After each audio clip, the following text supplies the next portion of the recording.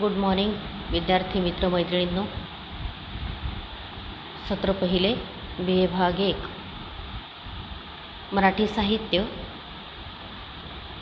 अर्वाचीन मराठी कविता हे जे अभ्यासक्रमाला नेमलेले पुस्तक आहे त्यातील केशवसुतांची जी तुतारी कविता आपण मागच्या तासाला बघितली त्या कवितेचा उर्वरित भाग आज आपण बघणार आहोत. पेज नंबर 30 या पेजवर असलेली ही कविता प्रारंभी आपण वाचूया. कालासह जी क्रीडा त्याची ती सकलांना समान जाची, चुरुनी टाकी प्रचंड पर्वत. त्याशी भिडुनी झटुनी झगडत उठवा आपले उंच मनोरे. पुराण पडक्या सदनी कारे, भ्याड बसून या रडता पोरे. पुरुषार्थ नव्हे पडणे रखडत, संघशक्तीच्या मुळीत खंदक. रुंद पडुनीशे तुकडे झाले, स्वार्थांपेक्ष जीवी आपुले. पाहिजेत ते सत्वर भरले, घ्या त्यात उड्या तर बेलाशक. धार धरिली या प्यार जीवावर, रडतील रडोत रांडा पोरे. गतशतकांची पापे घोरे, क्षाला याला तुमची रुधिरे. पाहिजेत रे स्त्रैण न व्हातर, जाऊ बघते नाव लयाप्रत. तशात बनला मऊ मेंढरे, आहा घेरिले आहे तिमिरे. परंतु होऊ नका वावरे, धीराला दे प्रसंग हिम्मत. धर्माचे माजवुनी डंबर, नीतीला आणि ती अडथळे. विसरुनिया हे जातात खुळे, नीतीचे पद जेथे न ढळे. धर्म होत असे तेथेच स्थिर. आता विद्यार्थी मित्र मैत्रिणींनो, तुतारी ही जी कविता आहे ह्या कवितेमध्ये कवीने ज्या जुनाट पुराण मतवादी संकल्पना आहेत, ज्या अमानवीयतेवर आधारित आहेत. कारण काय, आपली जी भारतीय संस्कृती आहे ह्या भारतीय संस्कृतीला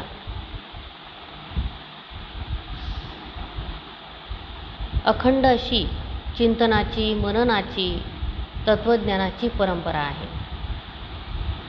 आणि हे जे काही मंथन, वैचारिक मंथन समाजामध्ये चाललेलं असतं त्या मंथनामध्ये काही जे सकस आहे ते टिकून राहतं आणि जे निस्सत्व आहे किंवा मानवजातीच्या कल्याणाच्या विरोधात आहे, मानवीयतेच्या विरोधात आहे, असं जे सगळं काही आहे ते हिणकस ज्याला आपण म्हणू शकतो ते निघून जातं.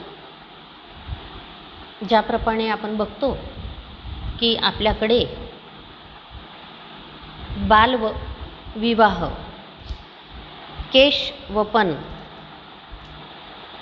है ना, बालजरठ विवाह अशा ज्या काही प्रथा होत्या, आता आपण बघतो की त्या प्रथा अमानवीय असल्यामुळे काळाच्या ओघामध्ये त्या प्रथा टिकून राहिल्या नाहीत.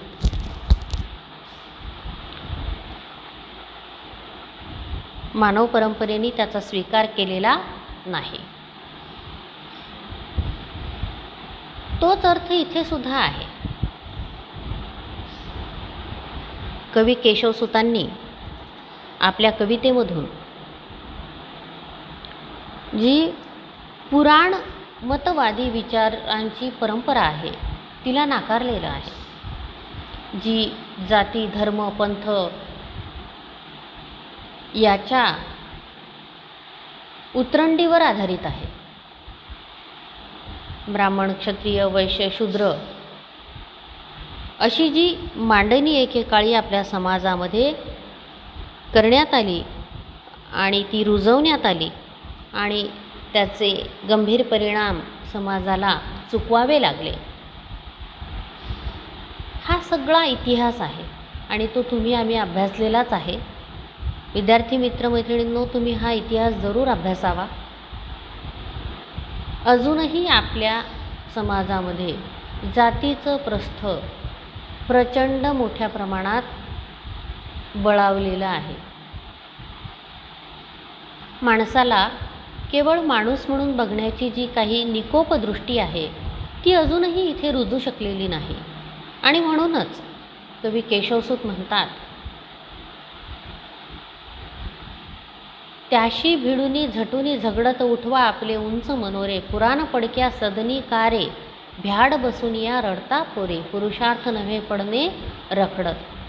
म्हणजे ज्या काही जुनाट संकल्पना आहेत त्या जुनाट संकल्पनांना घेऊन तुम्ही केवळ गळा काढत बसण्यात अर्थ नाही, तर तुम्हाला या जुनाट संकल्पनांना फारकती द्यावी लागेल आणि माणुसकीवर आधारित, मानवतेवर आधारित नवा समाज आपल्याला निर्माण करावा लागेल.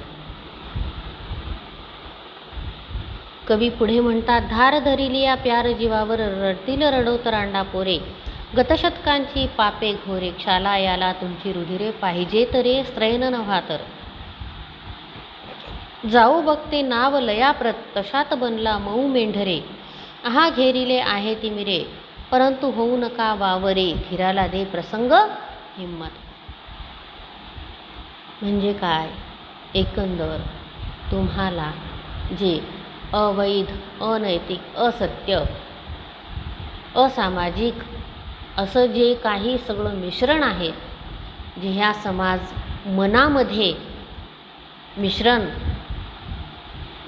ज्याने समाजमन गढूळ झालेलं आहे, हे समाजमन गढूळ होऊ न देता त्याचं पावित्र्य आपण राखलं पाहिजे.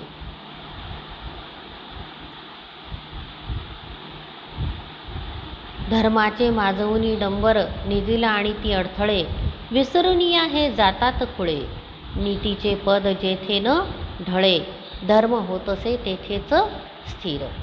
मग धर्माचं अवडंबर माजवून, धर्माचा धाक दाखवून नीतिमत्तेने जगण्याला अडथळा आणणाऱ्यांना आपण धडा शिकवला पाहिजे. विसरुणी आहे जातात खुळे, नीतीचे पद जेथे न ढळे, धर्म होतसे तेथेच स्थिर. म्हणजे नीतिमत्ता जी आहे ही आपण शाबूत ठेवली पाहिजे. हल्ला करण्या तरदंभावर तरबंडावर, शुरांनो या त्वरा करारे, समतेचा ध्वज उंच धरारे, नीतीची द्वाही पसरारे, तुतारीच्या ह्या सुराबरोबर. मग काय म्हटलंय? हल्ला करण्या तरदंभावर तरबंडावर, शुरांनो या त्वरा करारे, समतेचा ध्वज उंच धरारे. मग समतेचा ध्वज उंच धरावा लागेल. कशासाठी? ही समाज व्यवस्था नीट चालण्यासाठी.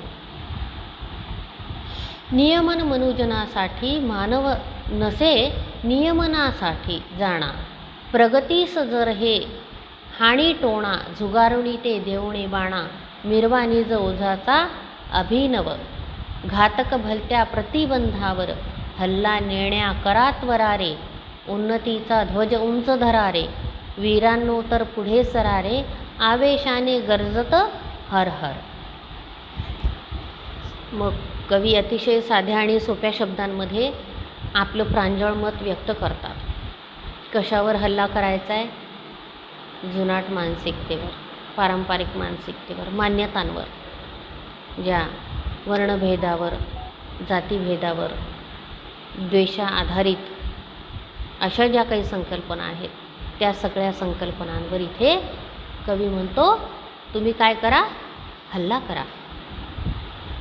नियमन मनुजनासाठी, मानव नसे नियमनासाठी जाणा. म्हणजे काय? या समाज व्यवस्थेमध्ये हा जो सामाजिकतेचा यज्ञ आहे हा नीट चालावा म्हणून काही ढोबळमानाने नियम असावेच लागतात. एवढ्या सगळ्यांना सोबत चालायचं आहे तर एक कॉमन शिस्त असावीच लागते. ती कुटुंबात आहे, शाळेत आहे, कॉलेजमध्ये आहे, ऑफिसमध्ये आहे, नाही का, देशात आहे, सगळीकडेच आहे.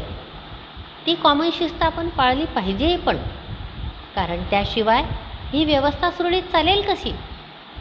म्हणून कवी काय म्हणतो? नियम मनुजनासाठी, मानव नसे नियमन मनुजासाठी मानव नसे नियमनासाठी जाणं. समाज व्यवस्था नीट चालण्यासाठी मानवाने नियमांचं पालन करावं असं अपेक्षितच आहे. परंतु माणूस हा केवळ नियमांसाठी नाही असं इथे कवीला म्हणायचं आहे. घातक भलत्या प्रतिबंधावर हल्ला नेण्या करा त्वरा रे. उन्नतीचा ध्वज उंच धरा रे. वीरांनो तर पुढे सरा रे. आवेशाने गरजत हर हर. मग कवी काय म्हणतात, इथल्या घातक भलत्या ज्या प्रतिबंध आहेत त्याच्यावर आपल्याला हल्ला करावा. आता प्रतिबंध कोणते? घातक तेही शब्द अतिशय जबरदस्त आहे. स्त्रियांना आपल्याकडे पूर्वी शिक्षणाचा अधिकार नव्हता. आजही स्त्रियांना पुरुषांच्या बरोबरीने सन्मानाने जगण्याचा अधिकार अजून समाज मनाने दिलेला नाही. समाज मनामध्ये आजही स्त्रियांप्रती दुय्यम भावना असल्याचं त्यांच्या जगण्यातून, वागण्यातून, बोलण्यातून व्यक्त होतं आणि आपण हे सगळेजण अनुभवतो. मात्र इथे कवी म्हणतात, उन्नतीचा ध्वज उंच धरा रे. वीरांनो तर पुढे सरा रे. आवेशाने गरजत हर हर. मग काय, जे ठीक आहे, जे योग्य आहे, जे सामाजिक आहे, त्यासाठी तुम्हाला पुढे यावे लागेल. पूर्वीपासून अजूनही सुखसूर तुंबळ संग्रामाला करीती. संप्रती दानव फार माजती. देवावर झेंडा मिरविती.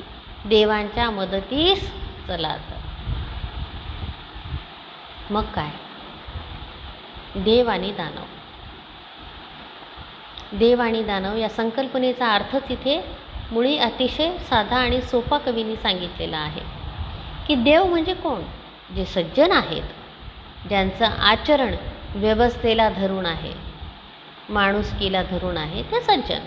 जे इतरांचं शोषण करत नाहीत, जे इतरांना धाकात ठेवत नाहीत, जे इतरांची फसवणूक करत नाहीत, लुबाडणूक करत नाहीत, असे लोक हे सज्जन किंवा ज्यांना आपण देव या कॅटेगरीमध्ये नोंदवू शकतो.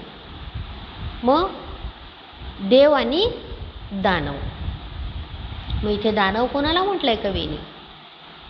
जे ह्या समाजव्यवस्थेच्या यज्ञामध्ये विघ्न निर्माण करतात, इथल्या समाजातल्या भोळ्या बाबड्या गोरगरीब जनतेचं शोषण करतात, दुसऱ्याला अज्ञानात ठेवून त्याचा गैरफायदा घेतात, अशा सगळ्यांना आपण दानव संबोधू शकतो. म्हणून काय म्हटलं इथे कवीने? संप्रती दानव फार माजती. देवांवर झेंडा मिरविती. म्हणजे आता सध्याची स्थिती अशी झाली आहे, कवी म्हणतो की इथे राक्षसी प्रवृत्ती खूप फोफावलेली आहे. आणि काय, देवावर झेंडा मिरविती. मग ते काय करतात? त्यांची राक्षसांची काय आहे, सेना मोठी आहे, त्यांची ताकद मोठी आहे, आणि जे सज्जनत्व आहे किंवा जे सज्जन लोक आहेत ते थोडे कमी आहेत ह्या राक्षसांच्या तुलनेत. म्हणून मग ते काय करतात? ह्या सज्जन लोकांवर कुरघोडी करतात आणि असा देखावा निर्माण करतात की इथे राज्य फक्त राक्षसी प्रवृत्तीचंच असेल. पण मित्रमैत्रिणींनो, ते काही सत्य असत नाही. सत्य हेच आहे, जे ठीक आहे, जे वैध आहे, जे सामाजिक आहे, तेच टिकेल. असत्य टिकणार नाही. बंदुकीच्या धाकावर तुम्ही लोकांना दाबावर लावू शकत नाही. अशा प्रकारे तुतारी ही जी कविता आहे, तुतारी ह्या कवितेमध्ये मानव कल्याणासाठी आपण आपलं तन्मनधन अर्पण करून सत्यासाठी उभं राहिलं पाहिजे असं सांगणारी, अशा प्रकारची प्रेरणा देणारी ही जी केशवसुतांची कविता आहे, अतिशय मोलाचा संदेश या कवितेतून कवीने आपल्याला दिलेला आहे. धन्यवाद.